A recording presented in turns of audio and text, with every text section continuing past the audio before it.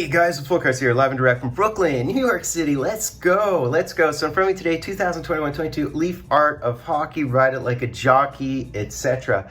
Except I'm going to do something a bit different again today. I mentioned recently that I bought into a Leaf Art of Hockey name break, so not team break, name break. You select your name on eBay, you pay the price for that particular card, and if you hit it, you hit it. If you don't, you don't. It's a case, I think, of 10 boxes, 4 cards per box.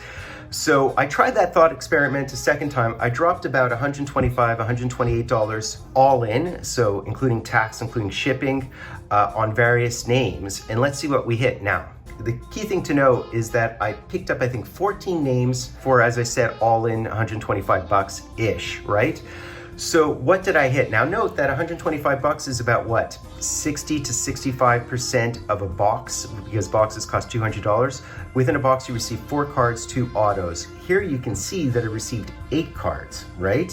And more than 2 autos. So I did better with my 60% share of a box than I would have buying a box. Now, the problem is, it's not completely randomized, right? So if I don't buy big name players like Gordie Howe or Mario Lemieux, then I can't hit them in the break. So that's the drawback, right? But it is a way to approach the hobby a little bit more affordably. I do think, guys, that group breaks are very dangerous. Of course, they create multipliers. You really have to do your research. You can really get lost in the adrenaline junkie of it, and you know, you can end up with a gambling addiction. So you have to be seasoned and measured and tempered. The second part of this break, by the way, I wanted to show you some pickups I did pre-pandemic to show you how I built a collection affordably. Just an instance and an example. And they're cards I recently found that I'd never opened up. I already pre-opened them up just to expedite this break. So let's get into it, guys. I can show you the checklist here of the cards that I bought and the price points I paid for the cards. So you see the Vinny LeCavalier spot was only $225. Dave Taylor was $4. Steve Shutt was $2, Mike Bossy was $8, Hossa was $4, Flower was $29. Was it worth it? We'll find out. Brian Trottier was $7.50, Billy Smith $6, Trechak was only $5, so that's good for that, good spot. Hextall was also like $5.50, Naslin $5.70, Robinson, Glenn Hall, and Dougie Gilmore. So you see that the biggest spots I paid for were the Larry Robinson and Guy Lafleur. Did they pay off? Was it smart to overpay for them? So let's start on this side here. This decoy, by the way, guys, is from In the Game Between the Pipes, and it is, I think, 2011, I think, and that would be Johnny Bauer, I believe. So here we go, guys. First card, this is, I guess, a base bronze. I had both the Larry Robinson and the Guy Lafleur spot, so I won my own randomization because I had both sides of this, so that was really easy peasy for me. So already both of those most expensive spots are paying off. Card number 2, and another Flower. So for the $29, I received a second Flower card, although the Robinson was what won me the randomization. He ran the randomization anyways, and Robinson went over Lafleur. But this is beautiful, pieces of glove, beautiful. I think it's number to 8. It's a red. This is a cool looking paint by numbers, really arty Art of Hockey card. I like it. And this is probably the most unbelievable one, because this is an 8-way, right? So you have to do randomization amongst 8 names, and I won it. That is very unlikely. And it's a 2 of 2, and look at the names on this. Look at the Bobby Clark glove. I mean, this is awesome, man. This is really, really cool. Look at that pro patch. So that is really cool. That was a win, is a win, is a win. On to the autos. All right, the second side, I think I picked 14 different spots. Not all those spots hit, obviously, but some did. And you have 10 boxes times 4, right? So that's 40 cards total you can hit, but you have to analyze the checklist, and that's the point. That is the point, analyze your checklist. So I hit this Vinny LeCavalier for those $2 or whatever I paid, $2.25. It's a $2.20, it's a bronze, so it's just a base card, mind you. What else did I hit? Flower strikes again for that $29. This is just a base number to 25. I'm not sure how much this really looks like Flower, but very, very cool card nonetheless. Super happy. It was crazy break too, because I don't think I hit much in the first couple of boxes. Then one box had like only Flower cards, and I was good. You know what I mean? So here's Larry Robinson. I mentioned I spent 13 bucks on that spot, but this is my second time hitting because I hit that dual randomization before. Again, it's just a base card, but it's a very pretty card. I'm a Habs fan, so that's why I purchased those spots. I'm also a goalie mojo type guy. I did hit the Ronnie Hextall. I think, how much did I pay? 5 bucks for that spot. Very, very cool. Hit a Ronnie Hextall. Last card of the break, and guess what? Flower struck again. So there you go, numbered 8 of 8, another flower card. Of course, you can target cards like this on eBay directly, maybe for only 25 bucks. So why are you spending money, 30 bucks on a flower spot? Because there are 17 cards on the checklist that are flower cards. So part 2, guys, I wanted to emphasize the non-licensed element to the hobby and the fact that you can always find cards affordably in the hobby if you dig deep. And if you don't have a big budget, that's absolutely fine. Some people will always want to buy $300, $500, $2,000 cards and flip them, or play with those penny stocks, guess that they'll go up, guess that they'll go down, only focus on a narrow subset of very, very famous players that are high leverage. Fine, that's fine. But most of us don't have really deep pocketbooks, and we don't want to take risk, and we just want to enjoy the hobby. And that is the majority of people, by the way. Even if people fixate on prices, the majority of people do it as a hobby. You can trust me, because a lot of people are kids, a lot of people are older people who invest their money elsewhere and taking money from their entertainment budget to focus on cards. So let me tell you this story. Pre-pandemic, I bought a bunch of Be a Player cards. In fact, I have binders and binders full of them. And I love these cards because they have depth players. The cards are only worth $1, $2 a card, and they cost me nothing. They cost me like 25 cents a card. So I did rediscover some cards that I never unpackaged, and I remember buying this lot of cards for maybe $50 for this entire lot, $100 maximum. I think I paid about $2 a card, which is what I was really in the habit of doing when I was building out my collection. So these are Be a Player cards. I know there's some Trilogy in here, and I know that there's some Upper Deck SP Authentic cards in here, but they're mostly Be a Player. So I bought this entire lot for basically $2 a card, okay? There's maybe 33 cards in here, something to that effect. But yeah, averaging maybe $2 a card, I'd say, and I'm going from memory, no exaggeration, right? I could have done better, could have done worse, can't recall exactly. So let's just run through them really quickly. So Trilogy, I actually collect this set. So these are a few that I didn't have. There might be some dupes, I don't know. But these are Trilogy from 2005-06, a really prestigious year, I guess, in the hobby because of OV and Crosby. So semi-stars, guys, semi-stars. That's why they're so affordable. $2 a card, $1 a card. Tongay, Havlat, there's Marty Turco, he was a stud in his era. There's Rick Nash. Really, really cool cards as well. So these would happen to be more Be a Player cards, right? So these are duels. But I mean, $1, $2 a card, $3 a card, absolute maximum.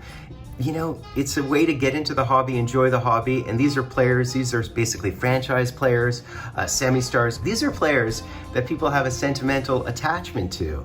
So here we go, Rob Blake, Jay Bowmeister, there's a Bobby Lou, Danny Heatley, Letnin, Marty Turco, Bobby Lou. I mean, really good. Look at this one, Rick Nash and Joe Thornton, awesome cards. And here is a Trip as well.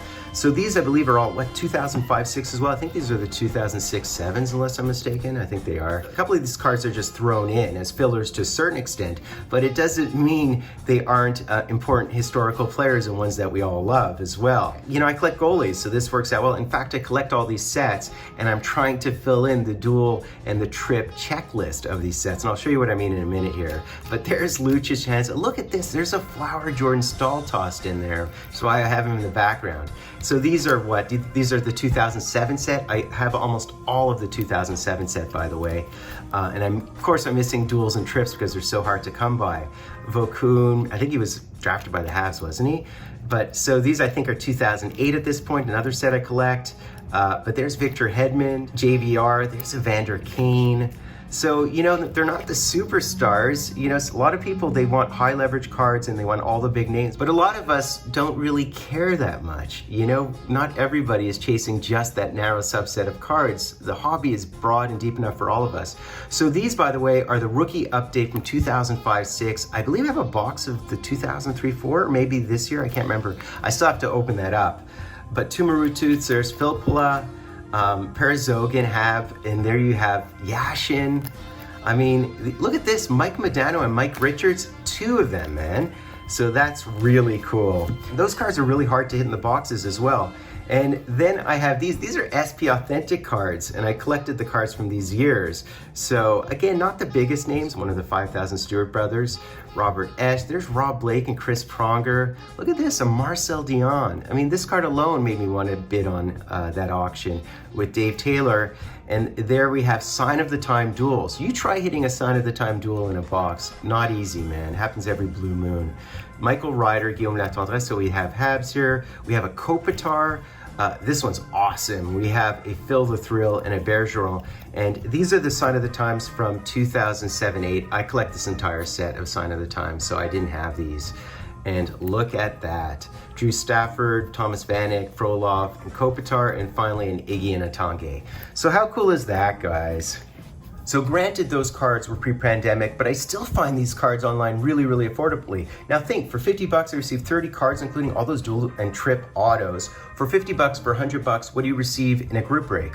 Let's say there's 6 autos in the case, and you have one of 32 teams. What are your odds of hitting an auto? What are your odds of hitting, $50 worth of cards, $100? Maybe you'll hit a $200 card. Maybe you'll get skunked. But the point is, you can always, join the hobby and do it affordably. And think also the $50, $100 in comparison and contrast to what a box costs today. Let's say you spend $100 on these dual autos. That's like what? A half the cost of a box where there's one auto within the box. And look at this binder, man. So I've been collecting these. I guess these are from the late 90s and 2000. Be a player, opened up a ton of these boxes and hit these autos. Plus I bought lots of these autos. Yeah, there's semi-stars and non-stars and depth players, but that's what makes these so much fun. And there's some big names in here, man. There really are. I just picked out one binder. I have so many binders of this stuff. So here, for example, is the 2005-6. Mind you, in this Be a Player, I think there was no Crosby by definition. I know I have the entire 2007-2008 set, including the Carey Price and the Kane, etc. But the reason why I bought that lot was I didn't have many of the duels. If you're an old school guy like myself, you love some of the names in here. It's really, really cool. There is Sean Burke. I mean, look at this, man. So Tumarutu, we got Regier, we got Shane Doan here. This is just a random page, right? Steve Shields. There's Marty St. Louis at the bottom, And I noticed on this page here, there's Rob Brendamore. So there's Oli the goalie. There are ways to enjoy the hobby affordably if you stay away from the gambling. Mind you guys, I get it. Some people want to drop $200 on a group break spot of the cup, $300, whatever it is for a hit select or whatever, in the hopes of that 2% chance of hitting a, $400 card or whatever. And they just want to enjoy that experience and dream, and maybe they'll hit a shield in a parallel universe and it'll be a $1,000 card. Fine, absolutely. But for the average collector, I think we can sort of find ways to enjoy ourselves and build a really cool collection without the risk and taking a bath every single day. You know what I mean? So that's what I wanted to mention. Again, I thought I'd do this little cool video. I have so many more binders of this stuff that are more in line with the cards I just showed you, but this was one that was easily accessible, so I pulled it out. So that's basically it, guys. Hope you enjoyed it. And look at that, Scott Stevens. I definitely hit him in another year of this stuff as well as a short print, sure of that. Arthur's Urban Gold, the legend, and Vinny Donfus on the bottom right there, and the absolute legend himself, Mark Rycroft. Is that right? Is that Mark Rycroft? Yeah, it's totally him. That's wild. I love that. I love that. Big fan of Mark Rycroft and his fashion sense. So that's basically it, guys. Hope you enjoyed it. Please be sure to sub-like, hashtag Dryden. Man, I'm melting in New York City. Yeah, man. Fultoncards, live and direct from a place called Brooklyn, New York City.